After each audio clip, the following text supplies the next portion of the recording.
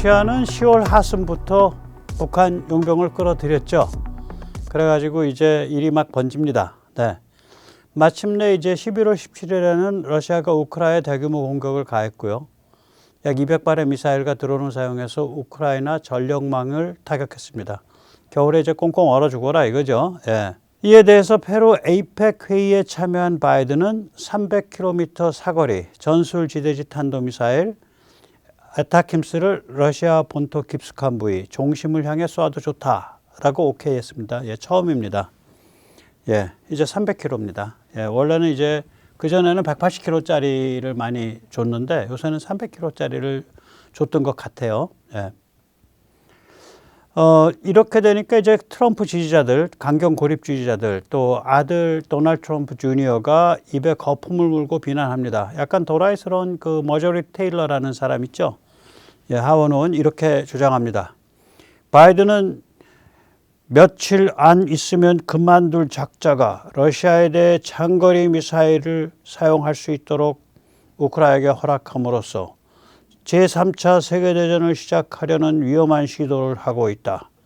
미국인들은 선거에서 바이든 정부의 이런 식의 정책에 대해 분명히 반대했다. 미국인들은 외국의 전쟁에 돈을 대거나 개입하지 않겠다고 결정했다. 이제 지긋지긋하다. 이제 그만두라. 이게 이제 거짓말이죠. 왜 그러냐면 미국에서 우크라이나 지원만 따로 떼서 여론조사를 하면 적극적으로 지원해야 된다가 거의 70% 가까이 나옵니다. 그러니까 대통령으로서 트럼프를 찍은 거하고 우크라이나 지원 문제는 조금 분리가 많이 되는 이슈예요, 이게. 네, 그렇습니다. 그래서 트럼프는 기본적으로 이제 표를 많이 의식하는 사람이니까 뭐 정치인들이 그렇죠. 그 우크라이나의 그 지지 패키지 하지 말아라고 6개월 동안 브레이크 걸었었잖아요. 제가 그래서 그때 아주 입에 거품을 물고 비판을 했었죠. 작년 말서부터 올해 초까지. 그러다가 이제 워낙에 분위기가 안 좋으니까 상원에서는 트럼프가 그러나 말거나 공화당 의원들 다수가 다 참여해가지고 통과가 됐고 지지로. 하원에서는 이제 공화당 쪽이 이제 그러니까 잡고 있었으니까 마이크 존슨이 이제 브레이크를 걸었죠. 하원에서. 그랬다가 이제 워낙에 그 민심이 안 좋으니까 마이크 존슨이 말하려고 해 날아가서 트럼프를 설득을 했죠. 그래서 하원에서 통과가 됐었죠. 아무튼 간에 이렇게 우크라이나 지원을 하냐 마냐에 대해서는 미국인의 절대 다수가 우크라이나 지원해야 된다입니다. 그러니까 이거는 이제 이제 그 머저리 테일러가 이제 좀 사실과 좀 다른 얘기를 한 거죠. 예, 둘러댄 거죠. 또 페이팔 커넥션의 그 데이비드 sak스는 이렇게 주장을 합니다. 예, 트럼프 대통령은 이 전쟁을 끝내는 것에 관해 국민적 차원의 위임을 받았다. 그런데 바이든은 임기 마지막 순간에 무슨 짓을 하려는 것인가? 전쟁을 에스컬레이션 시키고 있다. 트럼프에게 빅엿 먹이려는 것인가? 그런데 이제 이 인용한 그 신문 제목이 Long Range Missile이잖아요. 그러니까 이건 우리나라는 KT-SSM에 해당하거든요. 그러니까 전술 지대지 탄도 미사일이고 이거는 단거리 미사일에 해당을 하죠. 근데 300km인데 이걸 롱 레인지라고 하니까 참 대한민국이 얼마나 살벌하게 무기를 운영하는지 알겠죠. 우리는 그냥 FM대로 그건 단거리 탄도 미사일이라 그러는데 여기는 뭐 언론도 뭐 롱 레인지라고 봤습니다. 이게 뉴욕 타임스 롱 레인지라고 봤잖아요. 장거리라고. 흥미로운 점은 반 트럼프 미디어인 이제 그 뉴욕 타임스가 단거리 전술 탄도 미사일 아타킴스를 장거리 롱 레인지라고 부르며 호들갑 떨고 있다는 점이죠.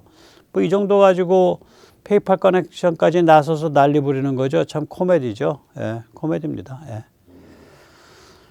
뿐만 아니죠. 예, 트럼프 충성파인 유타 상원의원 마이클 리는 이렇게 주장을 합니다. 리버럴들은 전쟁을 좋아하죠. 전쟁은 거대 정부를 만들어내니까. 이건 뭐 또 황당한 음모론이죠. 예, 이거는 무슨 리버럴이냐 무슨 보수냐의 문제가 아니라 군사 지정학 전략 구도 자체를 그러니까 우크라이나를 그냥 손절하고 유럽과 사이가 틀어지고 그렇게 나가는 게 좋다라고 보느냐 아니면은 유럽과 나토를 끼고 나가는 게 좋냐라고 보느냐 그 차이지 이게 무슨 뭐 거대 정부의 문제예요, 리버럴 보수의 문제예요. 그러니까 이런 식으로 그냥 막 패거리를 지어서 그냥 막 말이 되든 안 되든 막 주워 섬기는 거예요. 거기다 일론 머스크는 여기에 또 맞습니다. true라고 맞장구를 쳤어요. 그런데 어쩌나 마이클 리의 그 트위터에 보니까 이게 없어요. 이 말이 이제 유타에서 아마 욕을 좀 많이 먹었나 보지 뭐. 아니면 제가 잘 못 찾고 있든지 혹은 트위터가 잘 안 뿌려주고 있든지. 참나. 어쨌거나 마이클 리 상원의원은 좀 정신없는 사람입니다. 네, 트럼프 지명자 중 가장 문제적 인물 두 사람이 있죠. 이 사람들은 정식으로 트럼프가 편법을 써가지고 그러니까 리세스 어포인트먼트라 그래서 휴회중 임명이라는 방식이 있어요. 그런데 원래 이제 휴회중 임명은 예를 들어서 이런 겁니다. 공화당이 55석을 가지고 있고 공화당이 상원을 리드하고 있는데 그런데 민주당이 지약스럽게 필리버스터를 걸면 이게 60석을 넘겨야 돼요. 그러면 꼭 앉혀야 될 사람을 못 앉히는 경우가 있잖아요. 분명히 앉힐 수 있는데 정상적으로 필리버스터 안 걸었으면 앉힐 수 있었는데 못 앉히게 되는 경우가 있다고요. 이럴 때 써요. 굉장히 예외적으로 쓰는 겁니다. 그렇게 해서 된 사람이 존 볼튼이에요. 그 아들 부시 때. 왜 그러냐면 존 볼튼이 그 이라크 침공 때 말하자면 이라크가 WMD가 있다라고 이제 말하자면 그걸 앞장서서 나서서 나팔을 불던 사람이거든요. 그래서 공화당 쪽이 그때 상원을 다수를 점했어요. 뭐 55명쯤 돼요. 그래가지고 공화당 쪽에서는 그냥 이제 승인을 해주려고 그랬는데 임명 승인을 민주당이 굉장히 지약스럽게 그 필리버스터를 걸었어요. 그러니까 이제 부시가 이 리세스 어포인트먼트 그러니까 휴회를 틈타 가지고 임명을 했죠. 그렇게 되면 이제 공화당 상원 의원들하고 원수가 안 나죠. 그러면 공화당 상원 의원들도 임명하려고 그랬었으니까.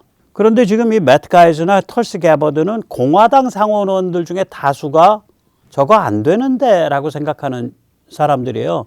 이제 잠깐 여기서 잠깐 말씀드리겠어요. 매트 가이즈는 무슨 문제가 있냐면 그 미성년자 성매수, 마약 복용 이러한 것이 문제가 터져 있어요. 그래가지고 하원 윤리위가 이걸 조사를 했는데 조사 결과 발표 하루 전인가에 하원 의원을 그만뒀어요. 왜 그러냐면 그거 발표하게 되면 그 하원 의원을 그만두면 발표를 안 하니까 좀 문제가 좀 있습니다.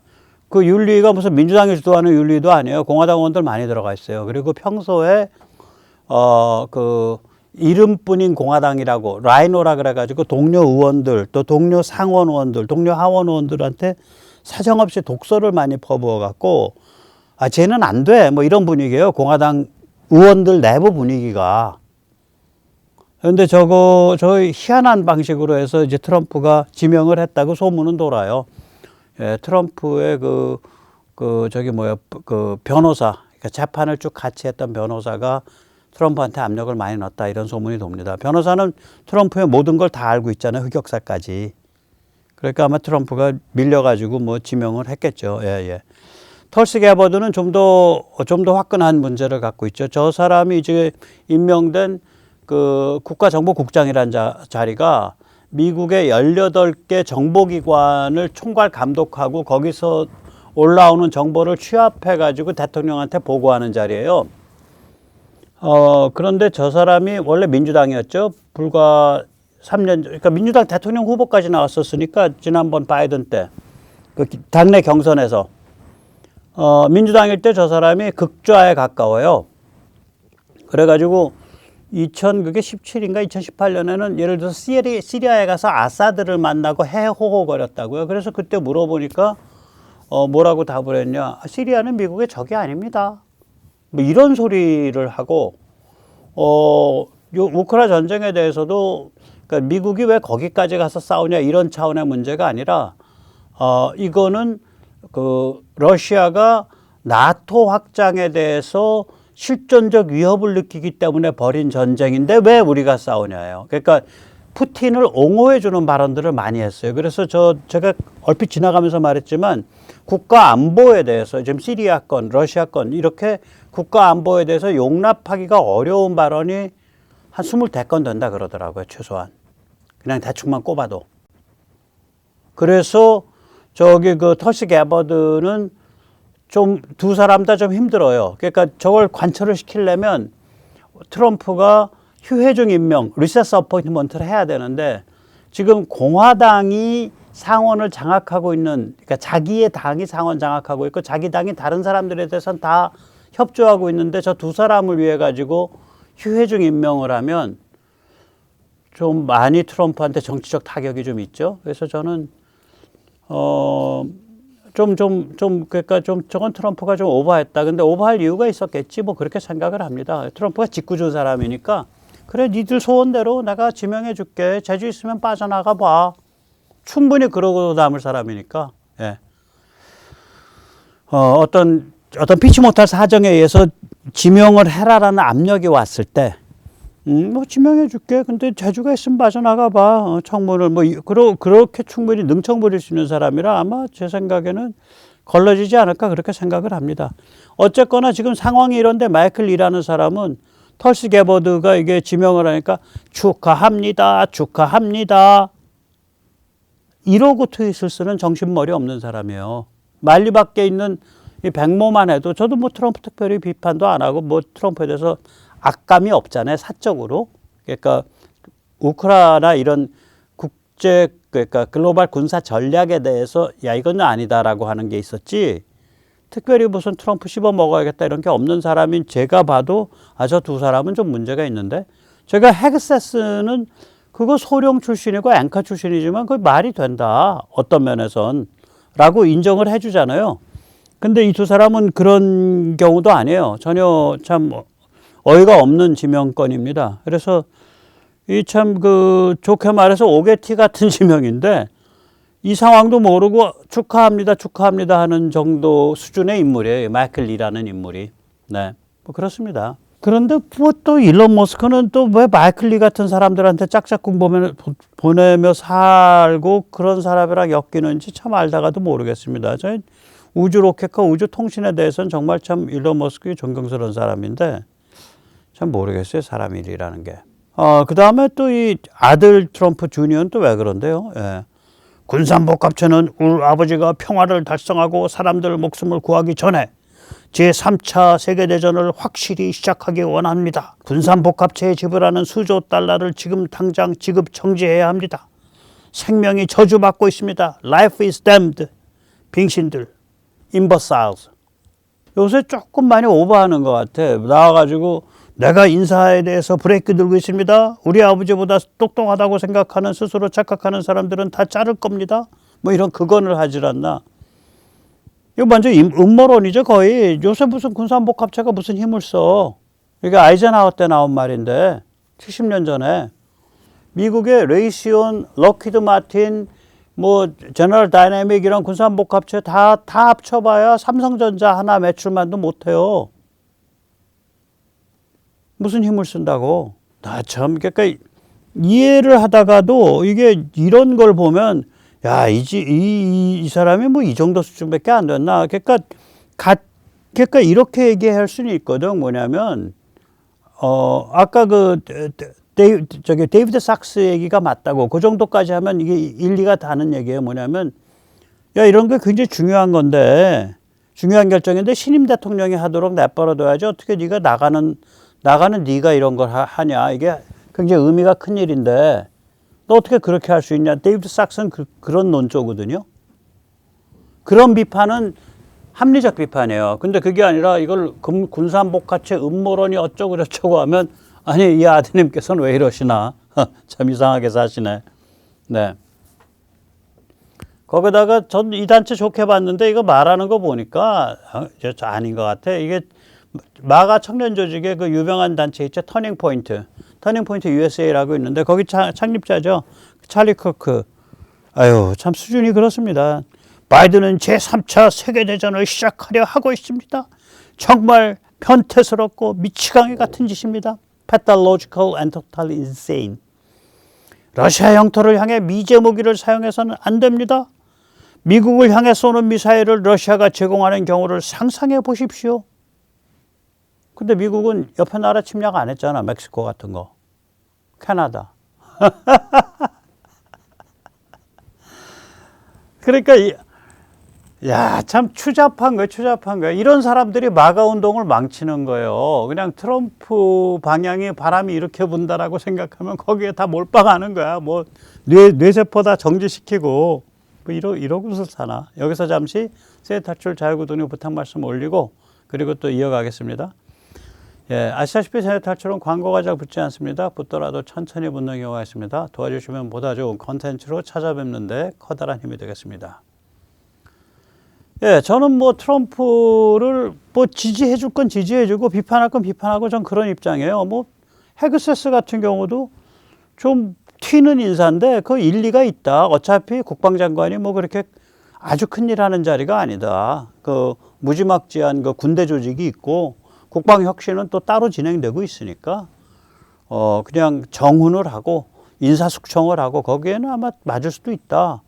그리고 오히려 영관급까지는 굉장히 좋아할 수도 있다. 헤그세스 같은 타입을. 그렇게 인정을 해주잖아.